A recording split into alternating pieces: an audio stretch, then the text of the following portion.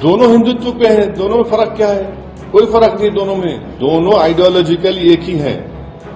दोनों की पैदाइश, इनको पैदा करने वाली अम्मा का नाम है आरएसएस।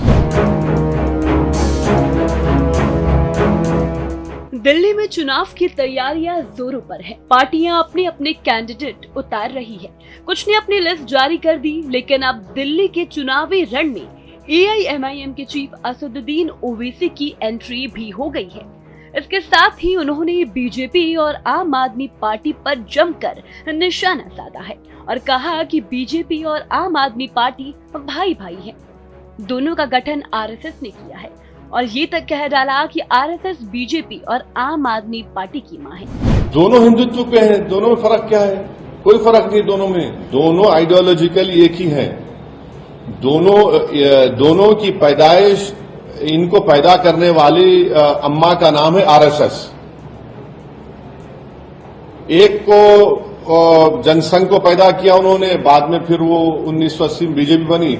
एक को उन्होंने 2012-13 में एक बड़ा इंस्टीट्यूट है, वहां पर लैब ग्रोन है ये हिंदुत्ववाद, वहां पर पैदा किया इसको। ओवैसी का कहना है कि बीजेपी और आम आदमी पार्टी वैचारिक रूप से एक ही है और आरएसएस दोनों पार्टियों को मदद करता है।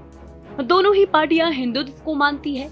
ओवैसी ने दिल्ली चुनाव में पार्टी के उतरने का ऐलान करते हुए कहा कि पार्टी चुनाव लड़ेगी, लेकिन कितनी सीटों पर चुनाव लड़ेगी इसका फैसला पार्टी की दिल्ली इकाई के अध्यक्ष करेंगे।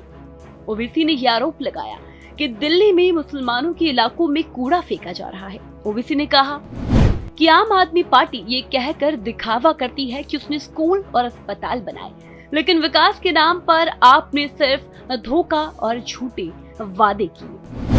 इसके साथ ही ओवैसी ने बीजेपी और पीएम मोदी पर भी जमकर निशाना साधा है। ओवैसी ने कहा कि अजमेर दरगाह के लिए चादर भेजने से कोई फायदा नहीं। सरकार को मौजूदा मस्जिदों या दरगाह पर अदालतों में दावे दायर होने से रोकने के लिए कदम उठाने चाहिए। चादर भेजने के पीछे संदेश ये है कि सरकार मस्जिदों में आस्था रखने वालों की परवाह करती है, लेकिन बीजेपी के लोग अदालतों में जाकर अलग दावे करते हैं।